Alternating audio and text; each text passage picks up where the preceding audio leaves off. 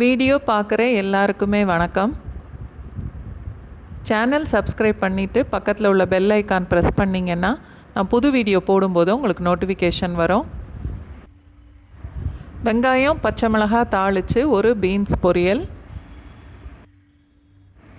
மிளகா வத்தல் கிள்ளி போட்டு ஒரு பொன்னாங்கண்ணி கீரை பொரியல், கடலைப்பருப்பு போட்டு ஒரு தடியங்காய் தாளிசம், தடியங்காய்னா வெள்ளை பூசணிக்காய், நிலக்கடலை சேர்த்து ஒரு வெண்டைக்காய் பொரியல். 4 பொரியலுமே 4 விதமான டேஸ்ட்டில் ரொம்ப சிம்பிளாக இன்றைக்கி செய்து பார்க்கலாம். ஃபஸ்ட்டு பீன்ஸ் பொரிக்கிறதுக்கு 2 டீஸ்பூன் எண்ணெய் ஊற்றிட்டு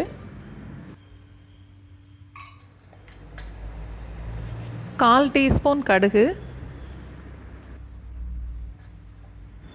1/4 டீஸ்பூன் உளுந்தம்பருப்பு,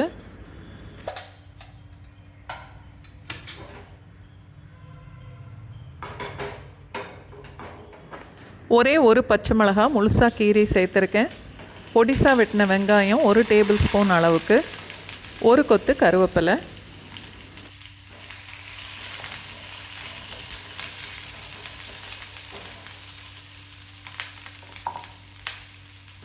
பொடிசாக வெட்டின பீன்ஸ் 1/2 கப் அளவுக்கு,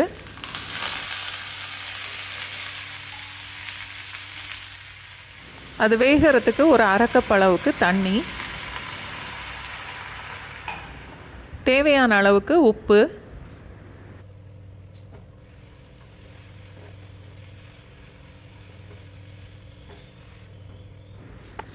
நல்லா கலந்துட்டு 2 நிமிஷத்துக்கு மூடி போட்டு வச்சிடலாம்.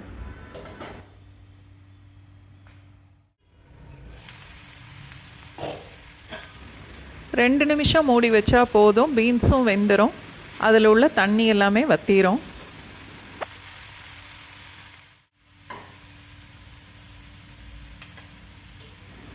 ரெண்டு இல்லை 3 டேபிள் ஸ்பூன் அளவுக்கு தேங்காய் பூ சேர்த்துட்டு அடுப்பை ஆஃப் பண்ணிடலாம். ரொம்ப சிம்பிளாக பீன்ஸ் பொரியல் ரெடி ஆயிடுச்சு. அடுத்து பொன்னாங்கண்ணி கீரை பொரிக்கலாம்.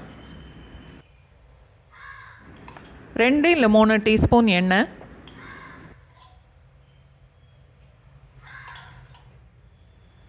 அரை டீஸ்பூன் கடுகு, அரை டீஸ்பூன் உளுந்தம்பருப்பு,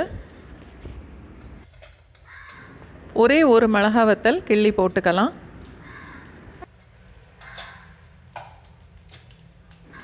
பொடிசாக வெட்டின வெங்காயம் 2-3 டேபிள் ஸ்பூன் அளவுக்கு, ஒரு கொத்து கருவேப்பிலை,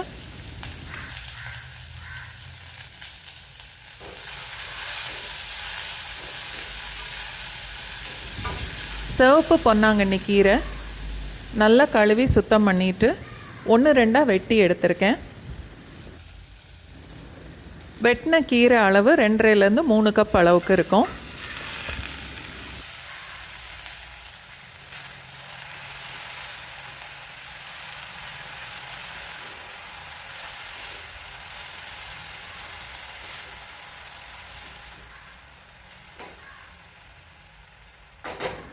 கீரையை வெங்காயத்தோடு சேர்த்து நல்லா கலந்துட்டு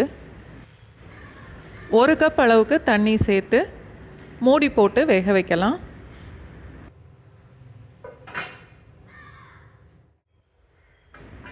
கீரை பாதி அளவுக்கு வெந்ததுக்கப்புறம் தேவையான அளவுக்கு உப்பு சேர்த்துட்டு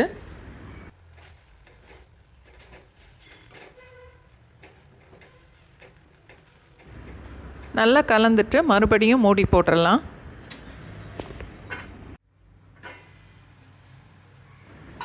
மூணுலேருந்து 4 நிமிஷம் வரைக்கும் மூடி போட்டு வேக வச்சாலே கீரை வெந்துடும்.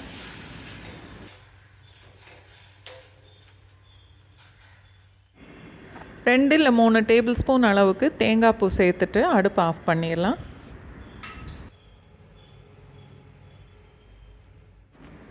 பொன்னாங்கண்ணி கீரை பொரியலும் ரெடி ஆயிருச்சு. அடுத்து தடியங்காய் தாளிசம் செய்கிறதுக்கு 2 டேபிள் ஸ்பூன் அளவுக்கு கடலைப்பருப்பு ஒரு 15-20 நிமிஷம் ஊற வச்சுருக்கேன். ஊற வச்ச தண்ணியே ஒரு 1/2 கப் அளவுக்கு அதை அப்படியே சேர்த்துருக்கேன். 1 கப் அளவுக்கு தடியங்காய்.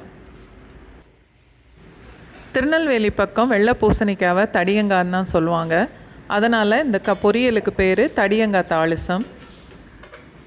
அடுப்பு லோ ஃப்ளேமில் வச்சுட்டு குக்கரில் ஒரு விசில் வச்சாலே போதும். கடலைப்பருப்பு காய் ரெண்டுமே வெந்துடும். 2 டீஸ்பூன் எண்ணெய், ஒரே ஒரு மிளகாய் வத்தல், 1/4 டீஸ்பூன் கடுகு, 1/4 டீஸ்பூன் உளுந்தம்பருப்பு,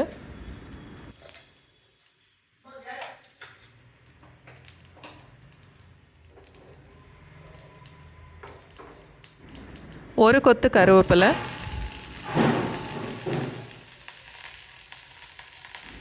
இப்போது வேக வச்ச கடலைப்பருப்பையும் காயையும் சேர்த்துடலாம்.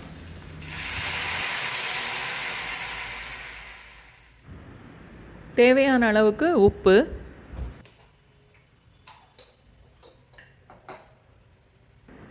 அதோட கொஞ்சம் தேங்காய் பூ,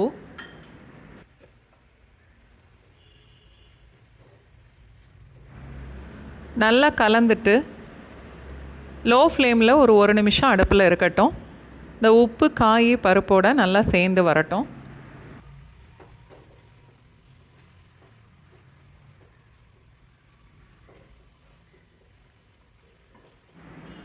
இப்போ அடுப்பை ஆஃப் பண்ணிடலாம். திருநெல்வேலி ஸ்பெஷல் தடியங்காய் தாளிசமும் ரெடி ஆயிருச்சு.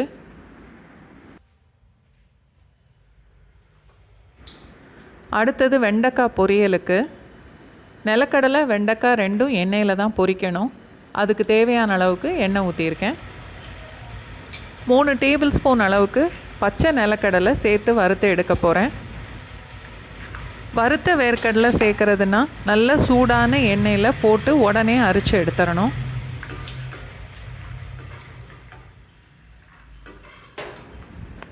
நிலக்கடலை கொஞ்சம் செவந்த உடனே எல்லாத்தையும் அரிச்சு எடுத்துடலாம். இந்த மாதிரி வறுத்தா போதும். அடுத்து வெண்டைக்காய் ரொம்ப பொடிசாக வெட்டாமல் கொஞ்சம் பெரிய துண்டாகவே வெட்டியிருக்கேன். வெட்டினது ஒரு 2 கப் அளவுக்கு இருக்கும். வெண்டைக்காய் நல்லா வெந்ததுக்கப்புறம் எண்ணெயிலேருந்து இதையும் அரிச்சு எடுத்துக்கணும்.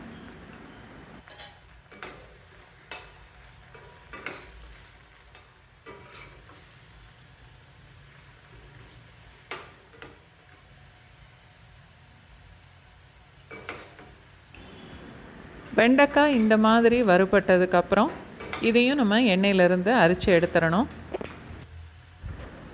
இந்த 4 பொரியலுமே இன்றைக்கி நான் செய்திருக்கிற அளவுக்கு 2 இல்லை 3 பேர் மட்டும்தான் சாப்பிட முடியும். இப்போது தாளிக்கிறதுக்கு 2 டீஸ்பூன் அளவுக்கு எண்ணெய் ஊற்றிட்டு ஒரு 1/2 டீஸ்பூன் கடுகு, ஒரு 1/2 டீஸ்பூன் உளுந்தம்பருப்பு தாளிச்சிட்டு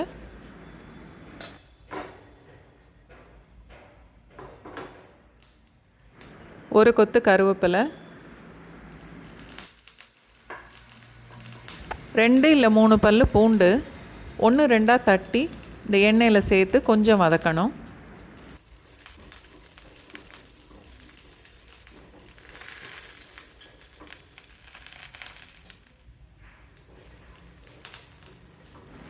ஒரு 30 செகண்ட்ஸ் வரைக்கும் வதக்கினா போதும். அந்த பூண்டில் உள்ள பச்சை வாசனை போயிடும். இப்போது நம்ம வறுத்து வச்சுருந்த வேர்க்கடலை வெண்டைக்காய் ரெண்டையும் சேர்த்துடலாம். தேவையான அளவு உப்பு சேர்த்துட்டு அதோட 1/2 டீஸ்பூன் அளவுக்கு மிளகாத்தூள்,